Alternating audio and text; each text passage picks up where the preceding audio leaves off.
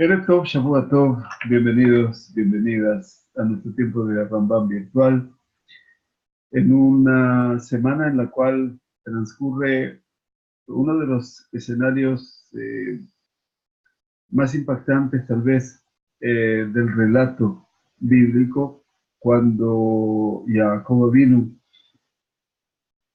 habrá de ser el eje de la promesa que le hizo el Todopoderoso cuando va a Shibotija, él a Adamazot, te habré de hacer retornar a esta tierra, haciéndole cumplir la promesa de que esos Yamim Ahadim, que fueron dichos por su mamá, a lo cual ya no habría de encontrar en la tierra, esos Yamim Ahadim, esos pocos días, se transformaron en 20 años.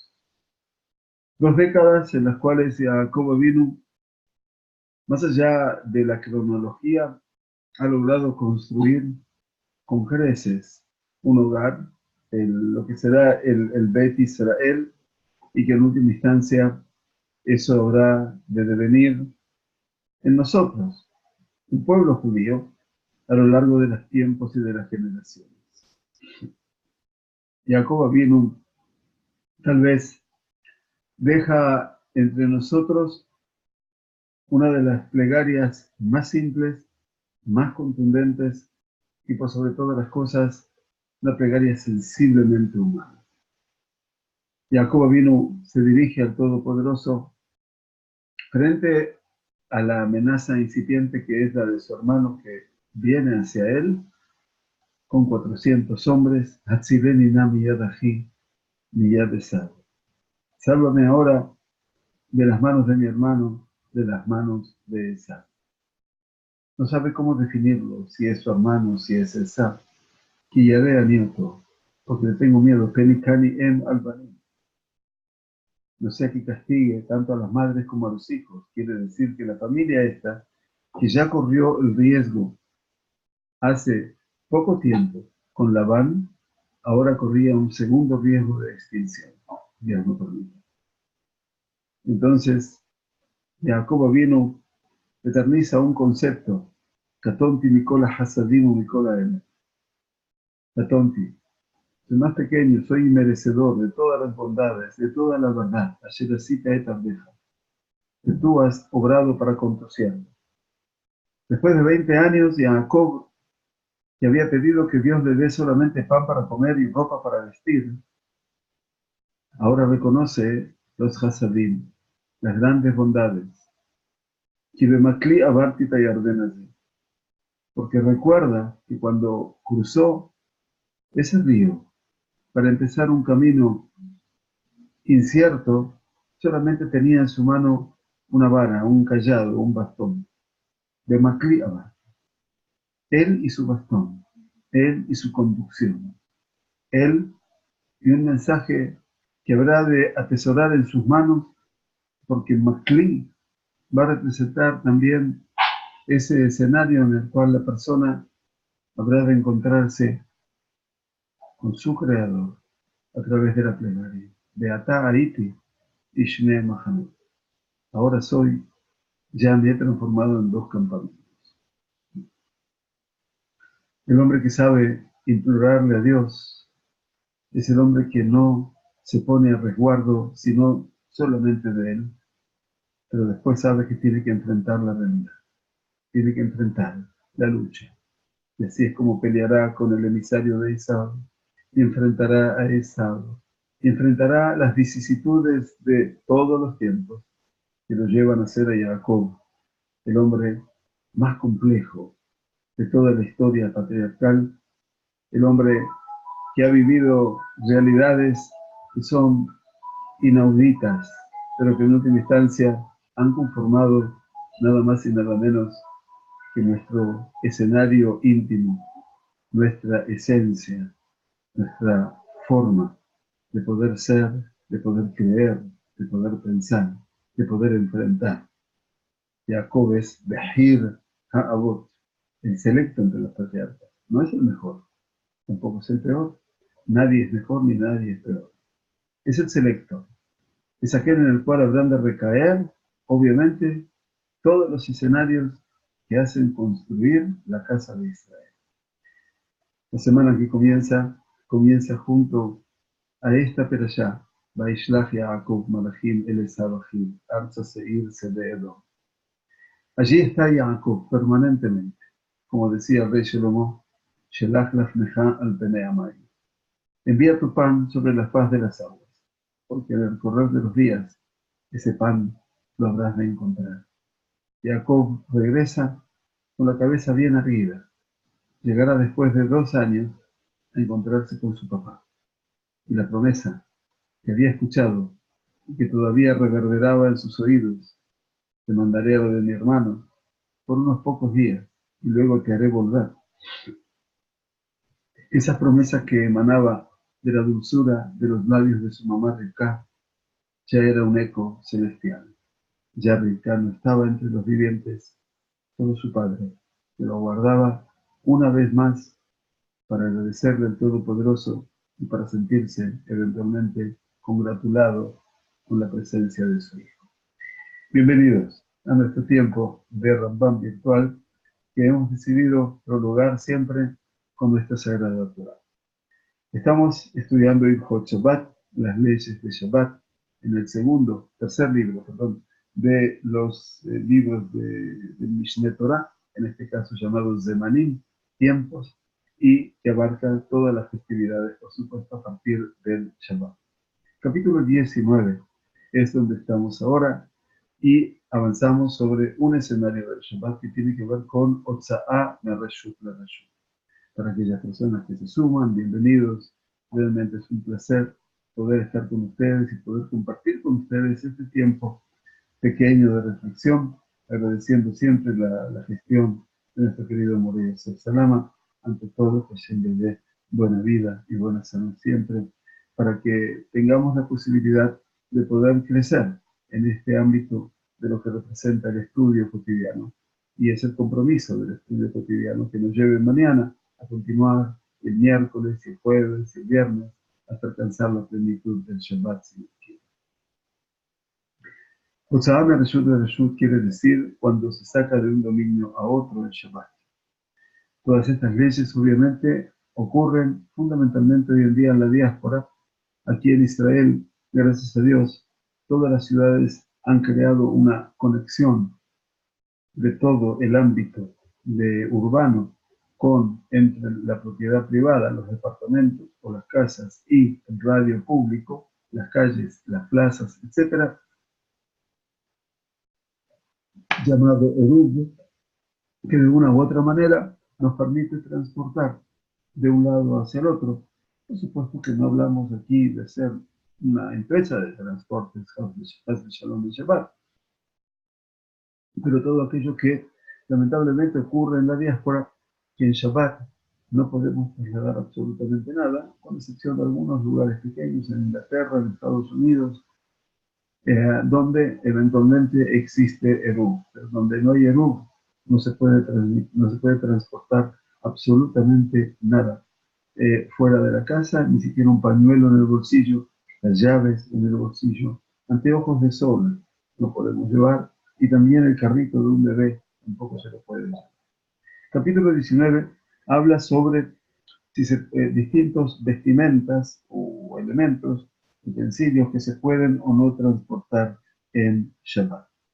Comienza el Rambam diciéndonos Kol kelei jamá en yotzim ba'em Shabbat.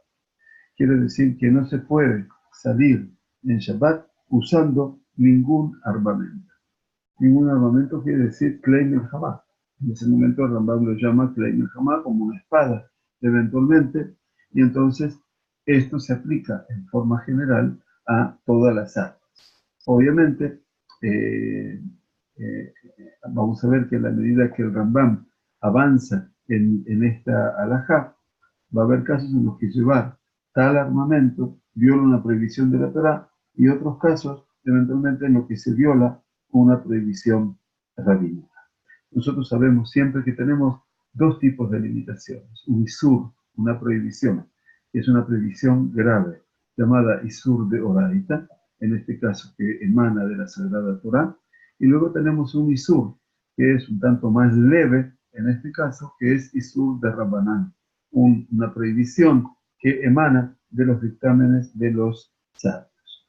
Por lo tanto, desde la mitad del capítulo 12, que venimos estudiando desde hace mucho tiempo, el Rambam ha delineado eventualmente los diversos factores involucrados en el trabajo prohibido de transportar artículos o objetos de un dominio a otro. En esta halajá comienza a hablar de las salvaguardias rabínicas asociadas con este trabajo prohibido, con esta tarea prohibida, con esta melajá. Sabemos que la melajá es lo que se aplica generalmente al Shabbat Kodesh. Y entonces en este caso tengamos en cuenta que el Rambam nos va a ilustrar sobre este tipo de reglamentación. Nos dice, Be'im Yatzah, dice, estas reglas se aplican si uno sale eventualmente, in Yatzah, usando un armamento. Dice, Imayu Kelim She'em Derech Malbush, dice, si la persona salió con objetos que se usan como prendas de vestir, en el sentido Derech Malbush, como si fuera parte de la vestimenta, Kegon, Shirion, Bekoba o Magafaim, Sheala Raglaim. Dice, en este caso, podemos hablar de un shirión, quiere decir como una suerte de armadura, llamémosla así, como si fuera un chaleco, eventualmente hoy en día, antibalas, o un casco, o eventualmente Magafaim, dice Sheala Raglaim, quiere decir las botas que eran botas de hierro, obviamente, así tenemos que traducirlo de acuerdo a lo que explican aquí, en la explicación que traen los Mefarshim, son que tanto el casco y los Magafaim, las botas, son de barzel, de hierro, que se utilizaba obviamente como un argo defensivo.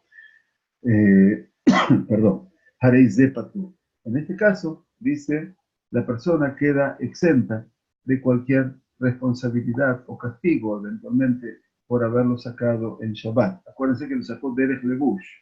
El chaleco lo lleva sobre sí, el casco lo lleva sobre su cabeza y las botas sobre sus pies.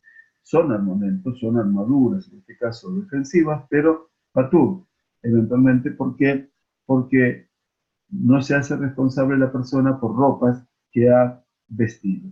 ¿De acuerdo? De todas maneras, los jajamim han prohibido que la persona salga con eso. En última instancia, parecería ser que sale armado a la calle, ¿no es cierto? Por supuesto que estamos hablando en circunstancias no de emergencia, desde ya. Nosotros tenemos una regla que lo volvemos a repetir siempre, que tiene que ver con el concepto, para que todo el mundo lo tenga claro desde un principio, lo que se llama pikuach nefesh. Pikuach nefesh significa cuando la vida de una persona corre serio peligro. En este caso, el pikuach nefesh, el peligro de vida, implica mehalelim alavet Shabbat. Se puede profanar en Shabbat, entonces si Dios no permita, ocurre una situación de emergencia en Shabbat, de seguridad, como ha pasado eventualmente en algunos lugares, tanto en el sur como en el norte, a veces aquí en el centro del país, aquí en Israel, de parte de nuestros enemigos, en última instancia, allí las reglas del Shabbat no se van a poder observar y por supuesto que salir en defensa de una realidad o salir armado, como ustedes van a ver, un fenómeno muy común, que hay personas en general que en Shabbat, fuera de los soldados, ¿no? Los Hayalim, que a través de los Jules les dé larga vida a todos ellos, eventualmente sabemos de que los Hayalim pueden portar sus armas, porque no las pueden dejar en ningún lado, pero también hemos visto que hay personas que llevan su revólver en Shabbat. Son personas que están encargadas de algún escenario de seguridad y por lo tanto el portar ese arma estaría bajo la aceptación de una situación de emergencia. Dice Rambam finalizando la primera halajá,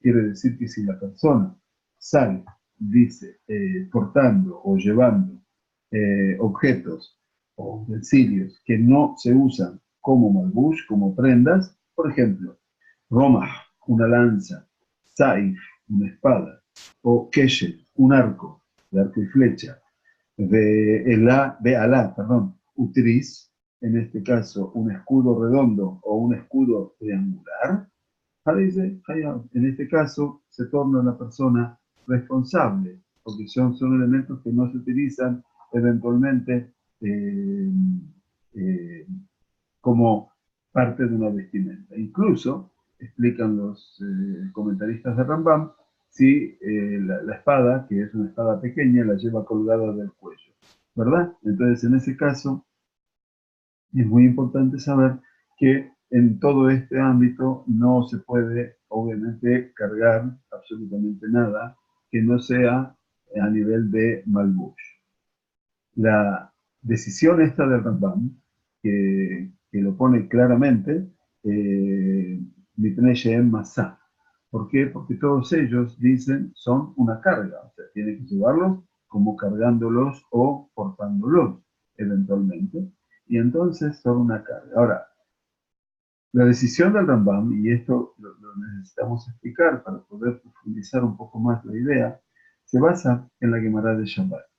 La Gemara de Shabbat, en la página 63a, menciona una diferencia de opinión entre los Jajamim, que son la mayoría, la opinión mayoritaria, y Rabbi Eliezer. Nuestros Jajamim sostienen que uno es responsable, mientras que Rabbi Eliezer difiere y afirma que uno no es responsable de portar armas porque son como adornos, los considera como si fueran joyas. Bueno, nuestros sabios apoyan la decisión de que está prohibido, citando la profecía de Yeshayahu, aquí es una cosa muy interesante, capítulo 2, en la época de la Geula, que dice que habrán de transformar sus espadas en arados. ¿Recuerdan?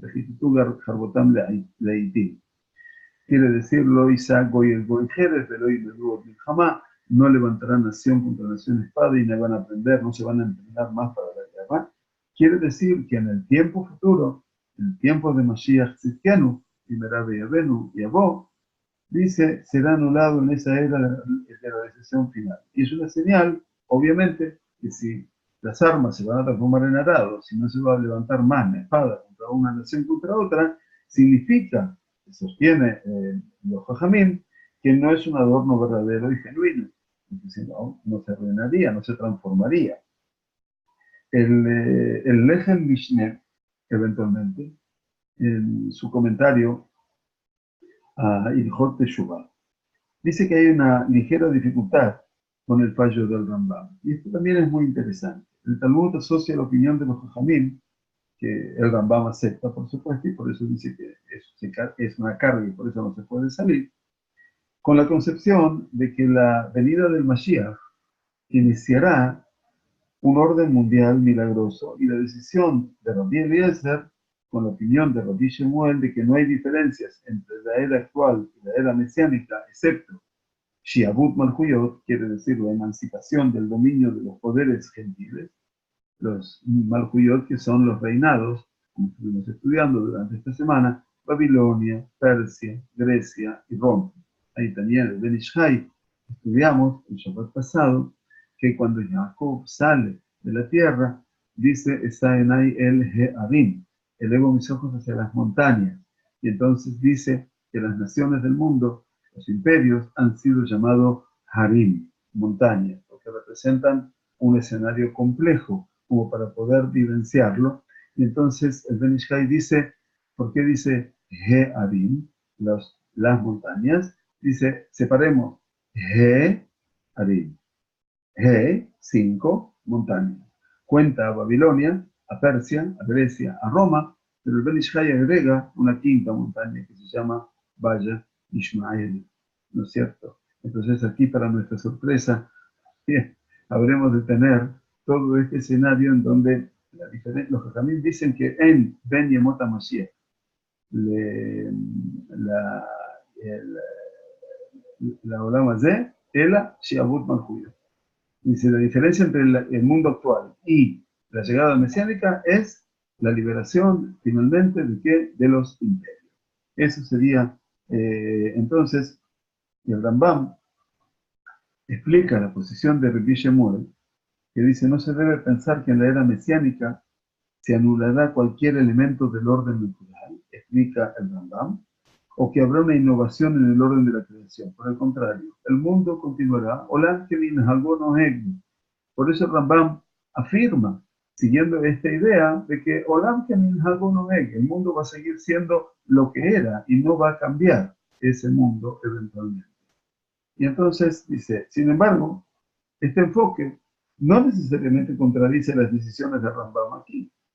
El Rambam también sostiene que la guerra será anulada en la era mesiánica.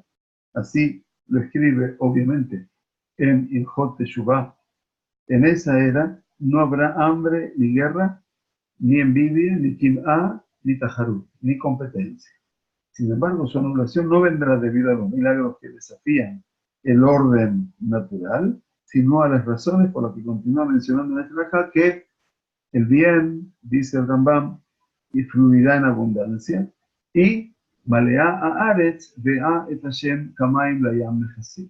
Y la tierra se habrá de llenar del conocimiento de Dios, así como las aguas llenan y repletan la mar, dice Yeshayahu en el capítulo 11, que nos ayuda a comprender con mucha emoción todo lo que es la hermosísima definición de la era mesiánica. Muy bien, entonces ustedes ven cómo a veces tenemos la suerte de cuando podemos estudiar, de que no podemos pararnos solamente sobre un tópico nada más, sino que tenemos obviamente que a partir de un punto, ¿no?, empezar a girar.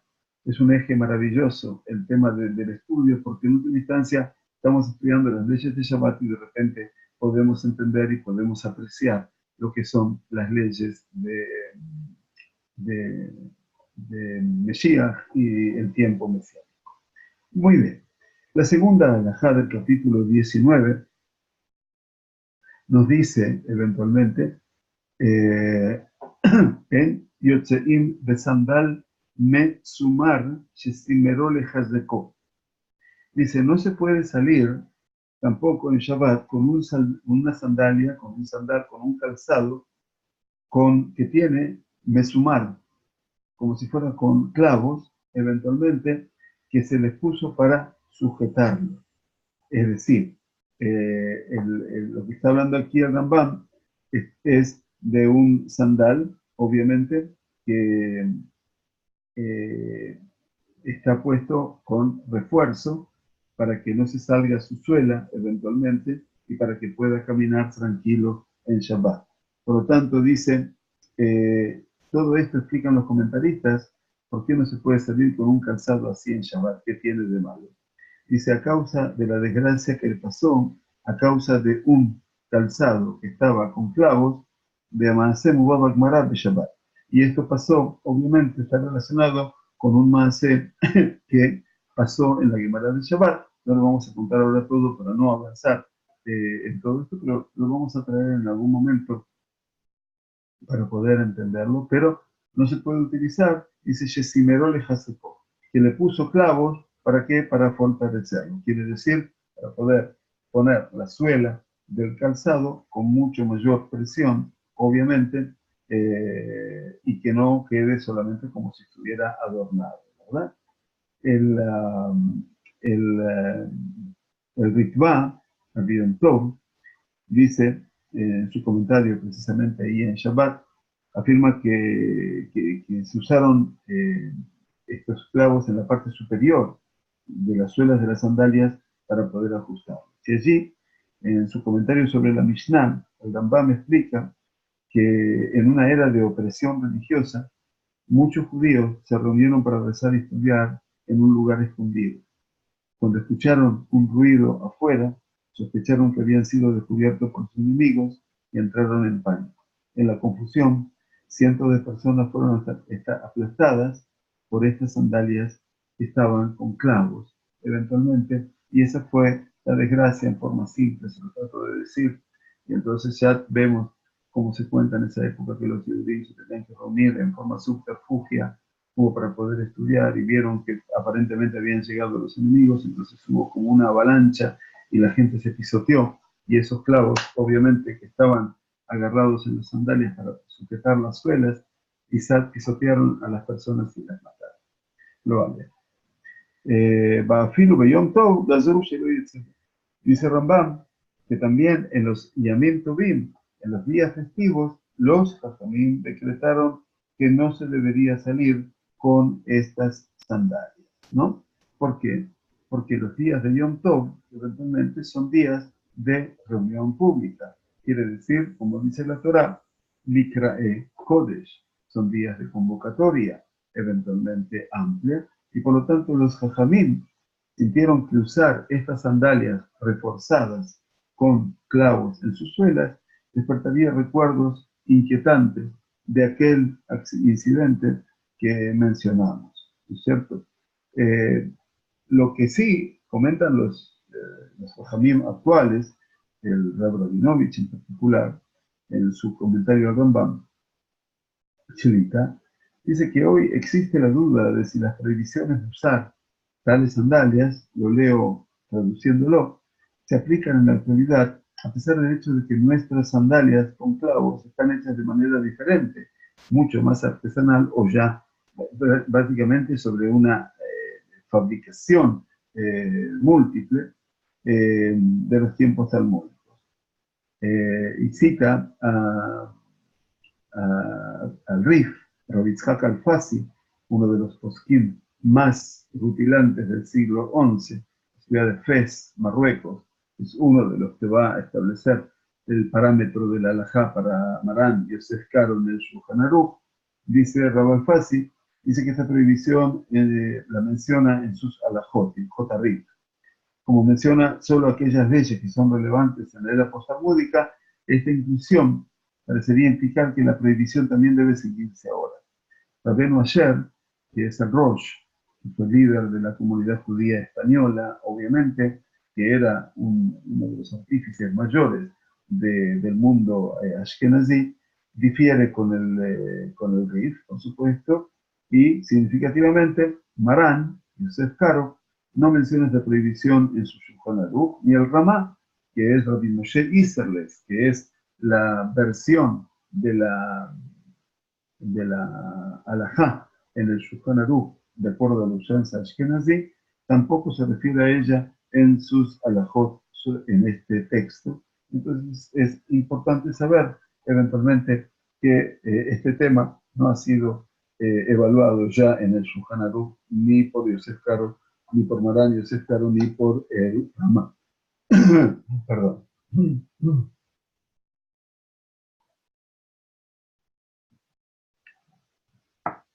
Muy bien, entonces tampoco en Yom Tov se podía salir con este calzado que tenía clavos para asegurar eventualmente la suela. מותר לצאת באבנט שיש עליו חתיכות קבועות של כסף ושל זהב, כמו שהמלכים עושים, מפני שהוא תכשיט. בכל שהוא תכשיט מותר. Dice, está permitido salir con un cinturón, con un abnet, con un cinto, eventualmente que tenía piezas de oro y plata incrustados, ya que todo eso, eventualmente, por ejemplo, era una pieza de joyería que la utilizaban los reyes. Y todo objeto de joyería, todo lo que es adorno, se puede, por supuesto, utilizar. Behu Shelo Hierra Full.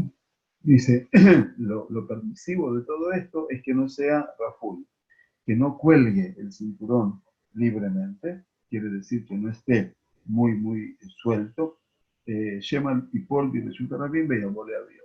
Porque si está muy suelto, eventualmente en algún momento ese cinturón puede, si no está ajustado, puede caer en el dominio público y uno vaya y se encargue de levantarlo y de llevarlo con su mano, ¿no es cierto? Entonces, esta razón que tal vez un objeto se caiga y se lo lleve al dominio público, se menciona varias veces a lo largo de este capítulo y es obviamente relevante tanto para los hombres como para las mujeres, por supuesto. Muy bien. Viene la tercera halajá Y nos habla ahora de lo que nosotros conocemos como un anillo de sello. Tabat Sheyeshla Alea Jotam. Un anillo que tiene sello, un anillo de sello, no más, no más. ¿No es cierto? O sea, un anillo importante, que es un anillo que se le llama anillo de sello, que ahora que podemos tomar la memoria de Megilat Esther, allí obviamente Jotam, ¿no? De Tabat Amelech. El Tabat Amelech es Benechtam de Tabat Amelech. Se sellaba, se firmaba con el Tabat Amelech, quiere decir que el anillo tenía un sello muy importante, con lo cual obviamente se sellaba, ¿verdad? Entonces, anillos de sello se usaban obviamente para firmar documentos.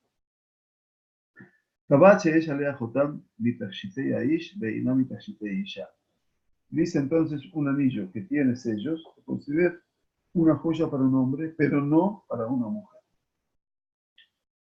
Beina she'en alea jotam, y un anillo que no tiene sello, mitashitei ya se considera un adorno de una mujer, pero no un adorno del hombre. Está bien claro que el anillo de sello era un anillo que se utilizaba solamente para los hombres, no solamente los reyes, sino también para los hombres en sí. Entonces, bueno, un anillo simple o bonito, con una piedra incrustada, lo que fuera, es un adorno para una mujer. ¿Le fijas? Y ya Jotam. Si una mujer salió con un anillo de sello, o un hombre, y o si yo salí con un anillo que no tiene sello, Hayabim, son personas que se hacen responsables porque no se considera que fuera una joya, ¿verdad? Umipnei ze, perdón, Umipnei ma en Hayabim. Dice, ¿y por qué esas personas se hacen responsables? ¿Por qué son responsables? Para ello, Tzivotam Shelo Kedere Hamotziim, Shein Derech Haish Lo Tzi Be'etzva'o, El Atabat Arreo Lo, Ken Haisha, En Darka Lo Tzi Be'etzva'a, El Atabat Arreo Yala. Entonces, ¿por qué son responsables? Se pregunta el Rambam. Dice, porque no los transportaron de manera ordinaria, es decir, no es una práctica común que un hombre use un anillo en su dedo que no sea apropiado para él, y que una mujer, dice Rambam, use un anillo en su dedo que no sea apropiado para ella. Entonces, la pregunta final de Rambam es, dice, la verdad es, en momentos en que un hombre le da su anillo a la esposa para que ella lo esconda o lo guarde en su casa. ¿Y qué pasa? Se lo da, pero todavía no llegaron a la casa y entonces Manaja tutá, betzvá, betolafa. Y entonces, ¿qué hace la mujer? No lo lleva en la mano, por supuesto. Se lo pone en su dedo en el momento que lo transporta. Vejena y ya no tiene tabatale, balale, takna, etc. O la mujer le da el anillo al marido para que lo mande a arreglar con el artesano. Manía jotabe etzvao atjanuta humana. Se la deja en su dedo hasta el negocio del artesano. El inseusho etziotam que debe ser cambio etziam. Y por lo tanto, lo sacaron a los anillos, no en el bolsillo o en la mano en sí, sino en el dedo. Que debe, o sea, dar cambio, decían, porque el anillo es para el dedo. Y por eso entonces se consideran responsables, porque están utilizando algo que el hombre no debería usar o que la mujer no debería usar. Bien, ya, bueno, todo esto obviamente nos está hablando de, vieron aquí las costumbres, ¿no? Importantes, que está marcando el Rambam con respecto no solamente lo que la Torah establece que un hombre no debe usar ropa de mujer o que una mujer no debe usar ropa de hombre. Está hablando aquí de anillos. También el anillo de sello, eventualmente, es algo significativo en la época del Rambam. ¿Sí? Esto aplica, dice Freddy, Sadi, al anillo de matrimonio, no se puede usar un anillo de matrimonio en Shabbat. Ah, ok. Eso es en cuanto al hombre, ¿no es cierto? Me está preguntando Sadi. Bueno, en realidad, hoy por hoy, la halajá nos dice, en general, no existe obligación por parte del hombre de portar un anillo de matrimonio. Pero, en caso, eventualmente, que el hombre lo quiera utilizar, se lo considera como algo que es una joya, porque tiene un valor económico determinado, y entonces se lo considera como si fuera una joya, y entonces lo puede llevar como un adorno en este caso. Así que sí, en este caso lo puede utilizar si es que tiene anillo de casado, por supuesto, sí se lo puede usar. Ningún problema. Gracias por la pregunta.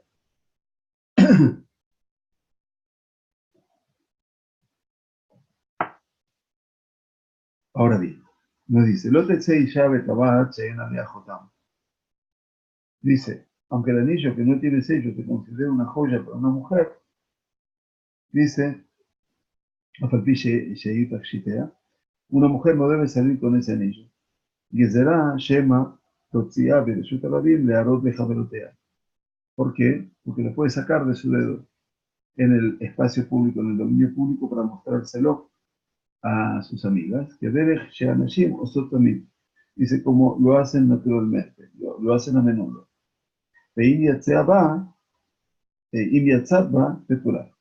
Sin embargo, si ella salió con ese anillo, no se considera responsable y por lo tanto puede hacer. Un hombre puede salir con un anillo que tenga sello, porque es un adorno, dijimos anteriormente, también con esta pregunta de Sabi, que no tiene sello, no importa el anillo de casado, pero Eindar Coleado, el hombre no se lo va a sacar del dedo porque no lo va a mostrar. Entonces dice el Rambam, en general, se ha convertido en una práctica aceptada que las personas salgan sin usar ningún anillo. Y esa era la práctica habitual, ¿no es cierto? No salir eventualmente eh, con un anillo. Con respecto, perdón, eh, los jajamim en general, dice, nunca impusieron ninguna restricción al transporte de hombres en el dominio público por este motivo. O sea, que puedan llevar. Ahora bien, ¿qué pasa con el tema de las mujeres? ¿No es cierto? ¿Por qué dice eventualmente, si se salió con ese anillo, no es responsable? Y aunque un anillo que no tiene un sello se considera una joya para una mujer, no debería salir con ese anillo. ¿Por qué viene esta alajá a ser mencionada? Todas las autoridades talmúdicas prohíben a las mujeres usar joyas en público en Shabbat. Desde la época de los Geonim en adelante. Los Geonim estamos hablando del liderazgo de los rabinos en Babilonia del siglo 8 al siglo 11.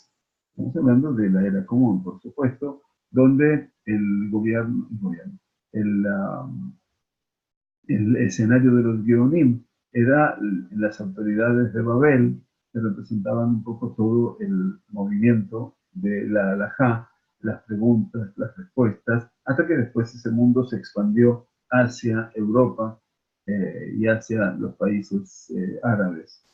Pero en última instancia, dice, de la época de los Geonim en adelante, y particularmente, se prohibió el tema de usar joyas en Shabbat en la comunidad ashkenazí.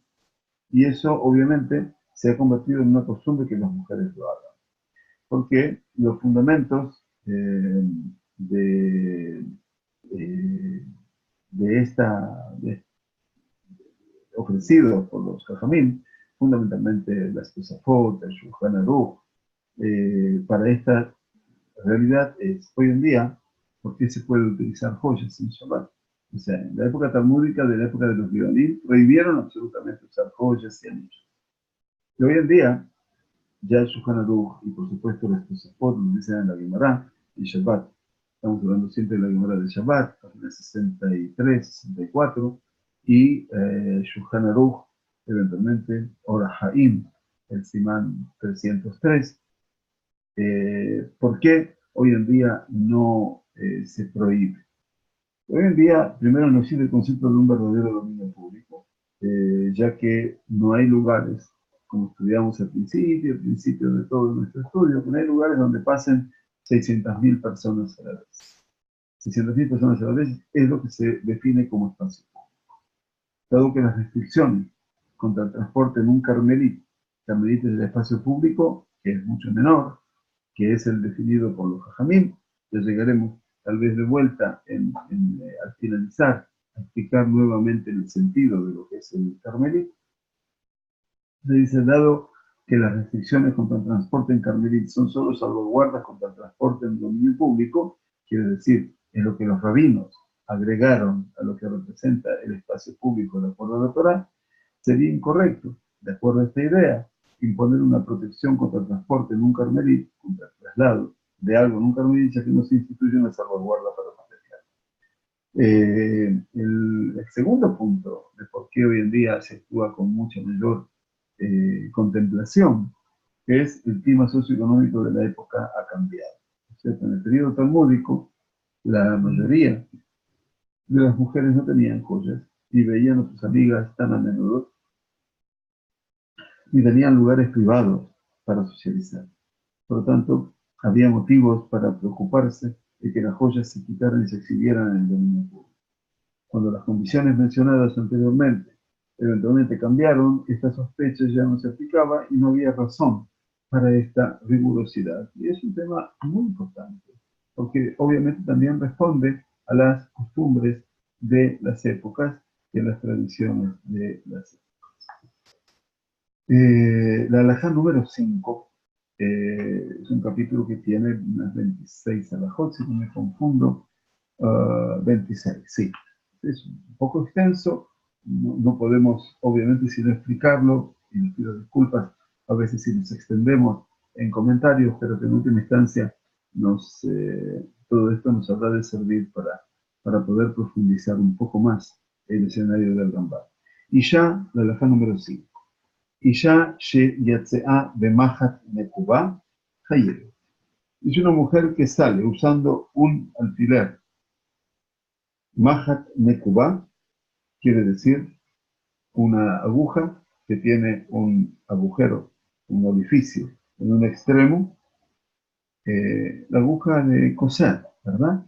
La que consideramos la aguja de coser, eh, y decían que Darkash Elisha era la costumbre de la mujer salir con una maja Cuba con esas agujas que tenían un agujero en el extremo para coser, de Jubá Bebilidad, ¿no es cierto?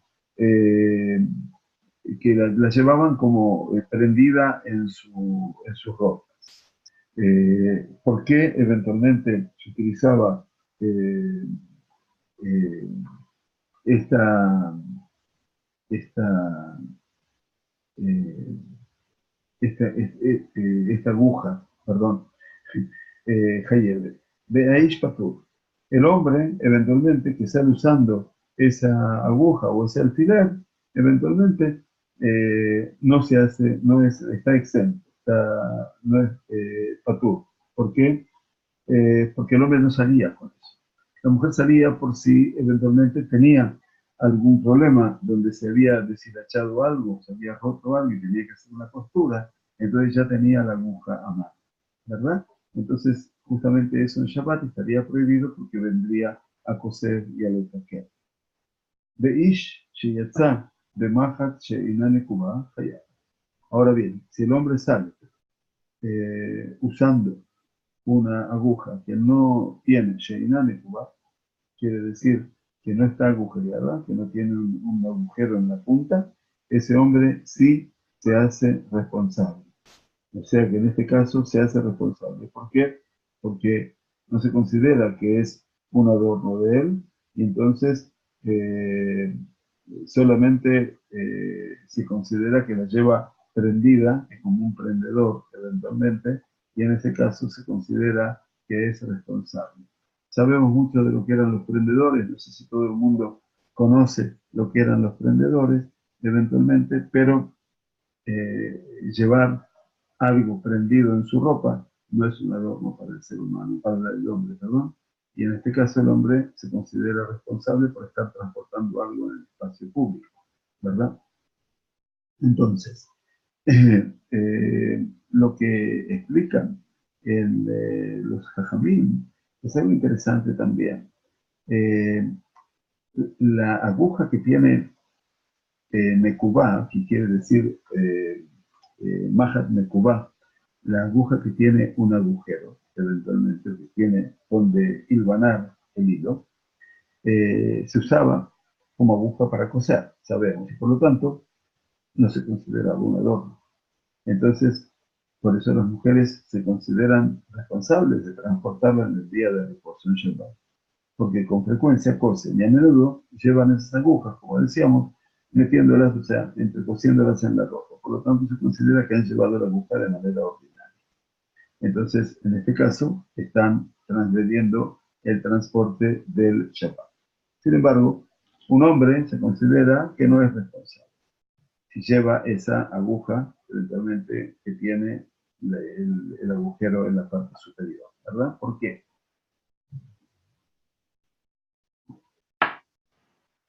Dice, con la excepción de un sastre, explican los comentaristas, el Birkat Abraham en particular,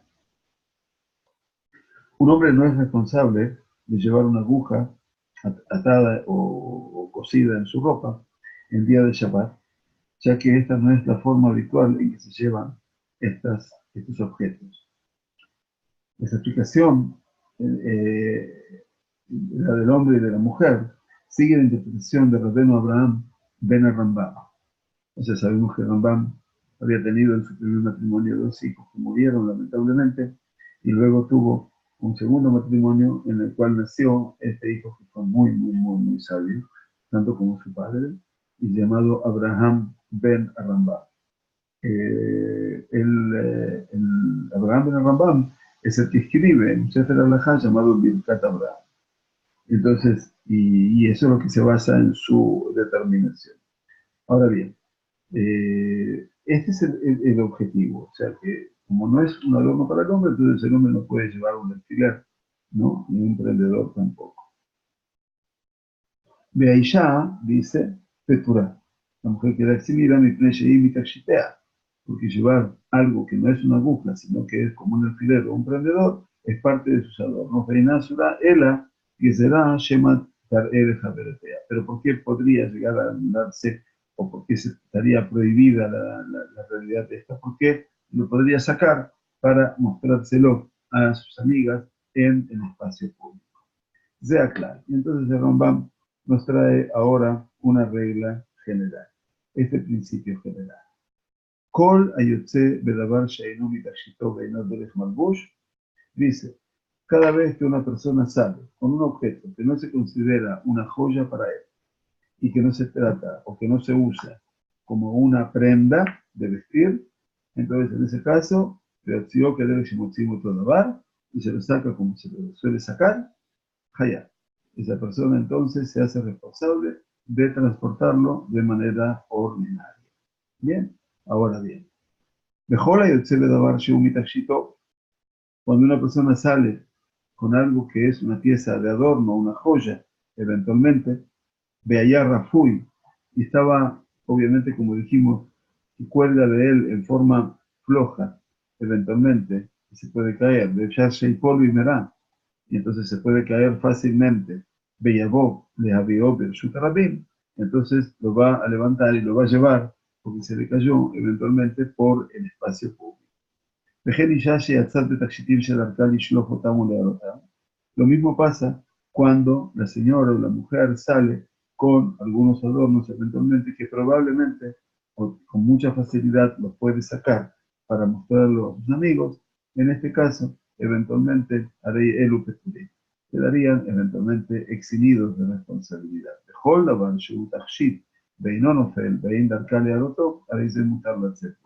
Y todo aquello que se considera una joya y que por lo general no se habrá de caer y que por lo general la mujer tampoco se lo habrá de sacar, entonces por supuesto puede salir con él. Fijaj, etz adá, shemanihim bazroa. Por lo tanto, entonces dice, en este caso, un brazalete, ¿no? Que se lo puede colocar sobre su brazo o sobre el antebrazo, eventualmente, dice el Rambam, o Bashok. Bueno, también se utilizaba también en el muslo, imagino que debe ser en la pierna inferior. Yotzim Babe Shabbat, se podía salir en Shabbat, pero Shetie de Bukala Bazar Pelot y Shabbat. Pero con la condición de que esté firmemente apoyado sobre la piel, eventualmente, y que no se vaya a correr. Pejen Kol Kayotze Base. y así también todos los casos o las situaciones similares. Eventualmente, en este caso se considera que el brazalete o lo que fuera, en este caso también está ayudando a que sea un adorno y que no sea algo que se vaya a caer. Muy bien, entonces aquí llegamos hoy hasta la halajá número 5 y queremos agradecerles a todos, que tengamos una excelente semana, que las lluvias sigan cayendo para la brajá, eventualmente del pueblo y de la tierra, como estábamos pidiendo. Así que Baruch Shomea Tefilá ante todo, bendito Dios que escucha nuestras plegarias siempre y que tengamos el mérito de poder seguir estudiando semana tras semana en el afán de poder crecer, tanto en el amor a Kadosh Baruj Hu como en el amor a su sagrada Torah. Que tengamos Shavua Tov nuevamente y Refuah Shema para todos los enfermos que hemos pedido y para todos aquellos que ustedes quieran pedir, lo pueden decir ahora, cada uno para sí mismo y que pida simplemente para que Kadosh Baruj Hu, que es el Rofe Neemán, Rahman Ben Neemán, que es el médico verdadero, el médico que cura y que se apiada de nosotros, nos ayude a encontrar a nuestros amigos, a nuestros queridos, siempre con buena salud. Que tengamos una buena noche para todos y muchas gracias. Hasta la próxima semana. Gracias, Andrés.